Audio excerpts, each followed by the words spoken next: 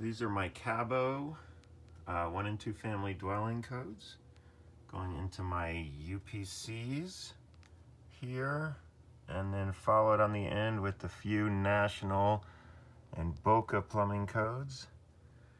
And you can drop down to my UBC and go back in time down the line of the UBC.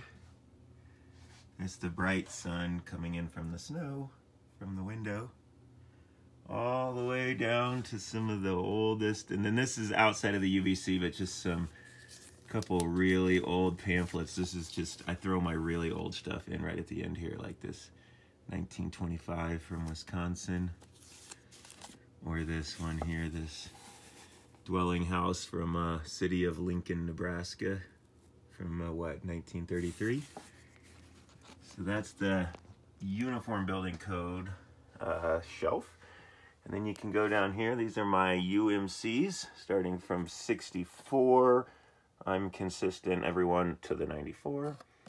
I got a couple of the Boca mechanicals. I got one Southern mechanical, couple NFPA life safety codes, because now I'm coming into my building, my only 2 Southern building codes there. And then I've got some of the national building codes from the insurance company.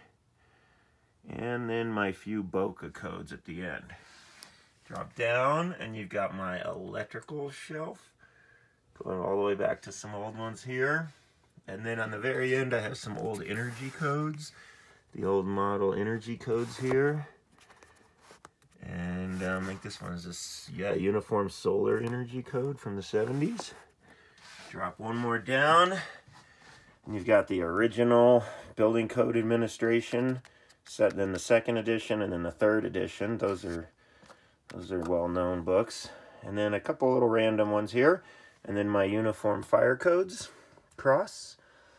And then at the very bottom, the larger format 1997 Cabo 97 UBCs, and then I go into the IBC, the old mechanical codes, the original I codes here, the original plumbing codes pre-2000. This is like the 96, 98, some of the early international codes, and then some more of the international codes here, newer stuff.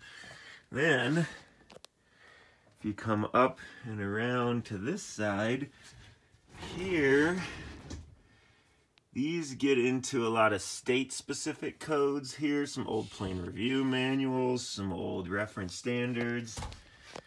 Down here I've got just some old dictionaries, codes. These are fun. This one is my German building code here. And then I've got this one, Japanese law for builders and architects. And then this one's cool. This is a Russian, yeah, I think that's my Russian building code.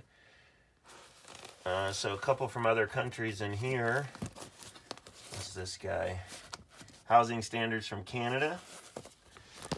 And then if you go down further down here, I get into more reference standards, old handbooks, things like that. I've got an older ASCE Design Live and Dead Load standard. And then at the bottom, just some other random old commentary books and old stuff.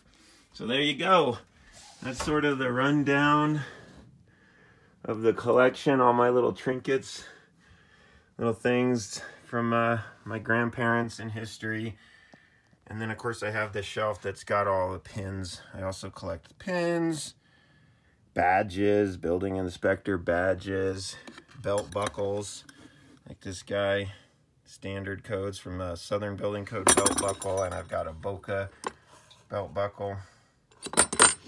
And other random stuff, some of the coins that you can get from various events and places. And there you go.